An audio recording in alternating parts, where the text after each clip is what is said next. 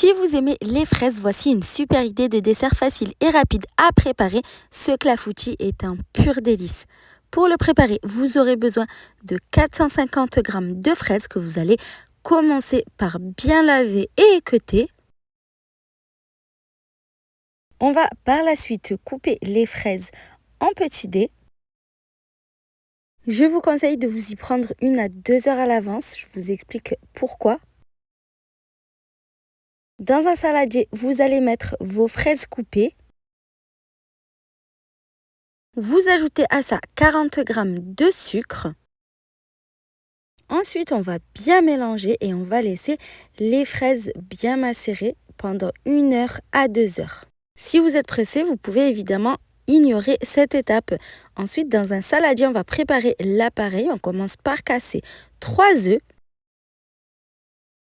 On bat légèrement les œufs en omelette. On ajoute ensuite 120 g de sucre. J'ajoute un sachet de sucre vanillé. Vous pouvez évidemment diminuer les quantités de sucre si vous le souhaitez. Je fouette le tout pendant une petite minute.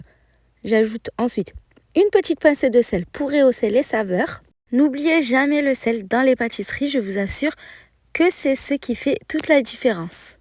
J'ajoute 60 ml de crème liquide entière, ça va apporter de l'onctuosité. Et je termine en ajoutant 300 ml de lait. Je mélange bien le tout au fouet. Et enfin, j'ajoute la farine tamisée, j'en mets 150 g. Et vous allez mélanger énergiquement au fouet jusqu'à ce qu'il n'y ait plus de grumeaux. L'appareil est relativement liquide, c'est tout à fait normal. Le clafoutis, c'est un dessert qui est comparable au fard breton ou encore au flan pâtissier. On récupère nos fraises qui ont eu le temps de bien macérer. On s'empare d'un moule de 20 cm. Vous pouvez prendre un moule rond si vous le souhaitez. On va ensuite mettre toutes nos fraises dans le fond du moule. Le clafoutis classique se prépare avec des cerises. D'ailleurs, il y a une recette disponible sur ma chaîne. N'hésitez pas à aller la visionner. Je verse ensuite l'entièreté de l'appareil sur les fraises.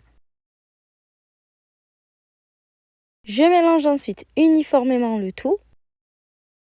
J'ai préchauffé le four à l'avance à 180 degrés et j'enfourne le clafoutis pendant 45 minutes. La cuisson dépendra des fours, donc vous vérifiez avec la lame d'un couteau.